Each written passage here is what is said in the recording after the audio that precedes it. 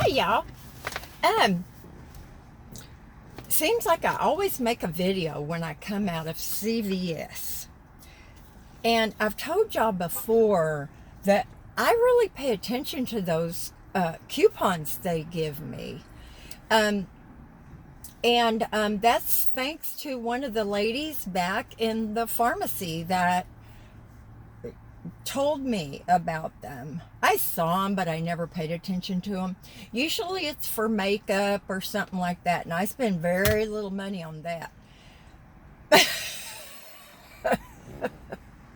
Sometimes that's really obvious. Um, okay, I want to tell y'all that when I was standing in line to get my prescription, which went up, by the way, usually my Synthroid, which the generic is something I can't pronounce, starts with an L, levothyroxamine or something like that. It's usually $6.50, and it was like $21 today. However, while I was standing inside waiting, I saw this book, and it's called Life Without Limits. I just read the back cover, and it just seemed incredibly inspirational. So they had the larger one was $14.99, and then they had this little booklet, $1.99. I had a coupon for $1 off that applied to this little booklet. So instead of getting the hair gel, which may not be a need, but man, oh man, this frizzy stuff in the summer drives me nuts. But rather than spending two or three dollars for strong hair gel and a roll of parchment paper, I decided this little booklet would be better. Now, y'all, it's the little things that we choose that can help us save. And I have started being frugal. And that's not to say, y'all, that you have to deny yourself everything. Okay? It's like being on a diet. When you restrict your food that much, all that does is create stronger cravings. Now, I've never been on a diet in my life, but I have read about a lot of them. You want to get Mommy's lap? You want to say hi? Say hi. Say hi. She says, "Ooh, no chicken sandwich for me today." Anyway, so but it is little things. It's little choices that I have really started making, and that's how I was able to save $300 to get my tires. So my van has new shoes, and I'm very happy about that. But yeah, I could have not spent this dollar. And if anyone has a problem with that, oh well, too bad, so sad. But what I want to do, I think, is when I make a video and I have the little booklet available, I want to read, I don't know, maybe a paragraph or two to y'all.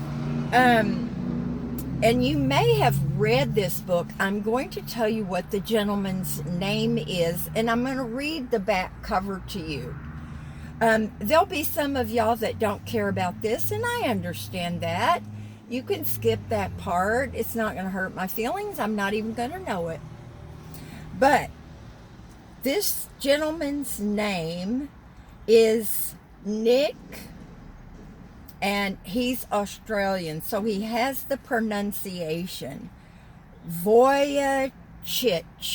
Vujicic. Okay. He was born without any limbs. Now, y'all can see from the cover that he has no limbs. I can't imagine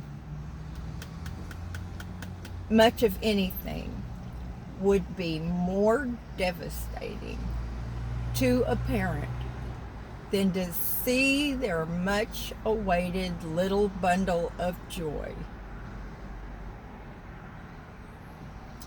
come out from inside your body to the outside, being born. And probably the first indication that anything was wrong was the look on your doctor and nurses' faces. Now, I don't know that. I have not read any of this. I'm going to wait and share it with y'all. They may have known ahead of time. Sometimes if they suspect birth defects, they'll do ultrasounds and everything. In fact, they pretty much do ultrasounds all the time now. I don't know. Y'all, this is something I don't know. I never heard of this gentleman. He is a Christian man, and he is so handsome. I mean, look at that handsome face. Now, at the time he wrote this book, he was 29 years old. Let's see. If I could see the, usually it tells you, oh, wow. Okay.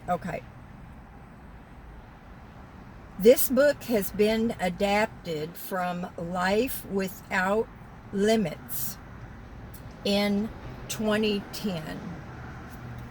So I'm going to read the back to y'all. It says, you cannot control what happens to you, but you can control how you will respond.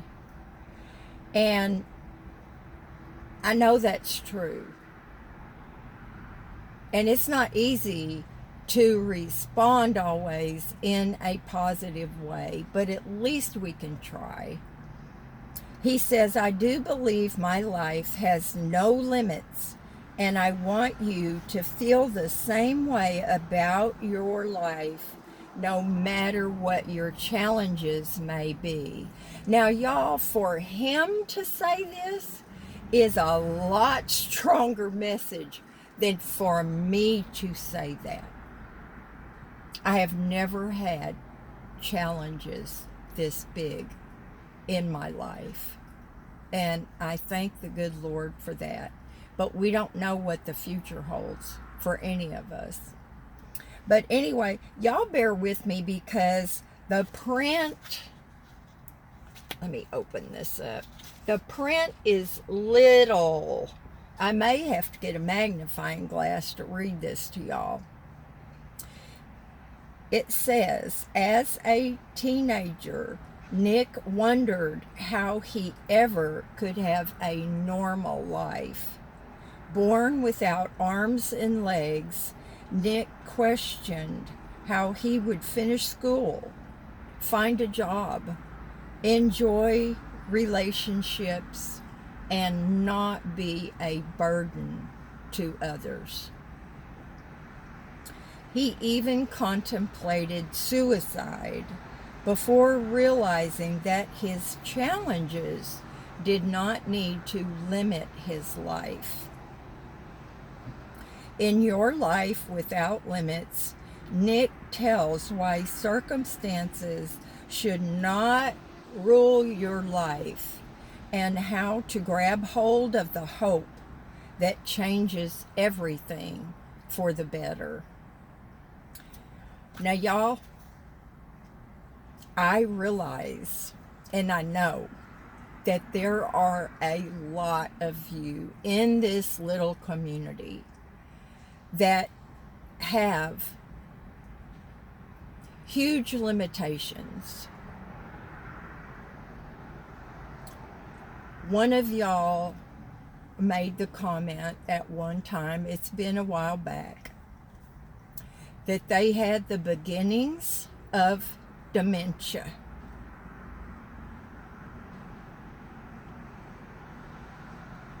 That's got to be a hard pill to swallow. Very hard. I know it was hard for my friend's mother, and she could feel herself slipping into Alzheimer's, and it was horrible. We have mental limitations. We have emotional limitations. We have limitations from cruelty and hatefulness and lack of love in our lives. We have physical limitations. Now, we've all experienced some kind of limitations. I never could learn how to roller skate. I have always been uncoordinated. But y'all, I think that this man is a huge inspiration. So I want to share a little bit with y'all when I make videos and I have this booklet handy. So I hope that you will enjoy it, and I hope that it will give you hope, and I hope that it will inspire you. Now, I know one thing that this book will do for me, and that is to have more kindness and compassion in my life. It will improve me as a human being and as a Christian woman. And who can't use a little hope, inspiration, and better character? I love y'all. I say it all the time, but I truly mean it. I love you, and welcome to all you new folks to the community. We do occasionally have some icky stuff, but you know what? We just get past that and don't let it bother us. So anyway, do something fun today. I don't care. This was a fun thing for me. Saving $1 on a $2 purchase. That's fun for me. I love it. And it helps to reinforce my feelings of using my money in a better way, to be more frugal, to be more careful, which is my goal. And, you know, being a shopaholic has always been a challenge to me. And we should be proud of even the baby steps that we take in our life to be a better person. And I am. I let myself be. Not boastful, but proud of myself for the little things that I accomplish, because they turn into bigger things, like a set of tires. So, again, do something fun. I'm going to make those cookies when I get home. I'll talk to y'all later. Bye now.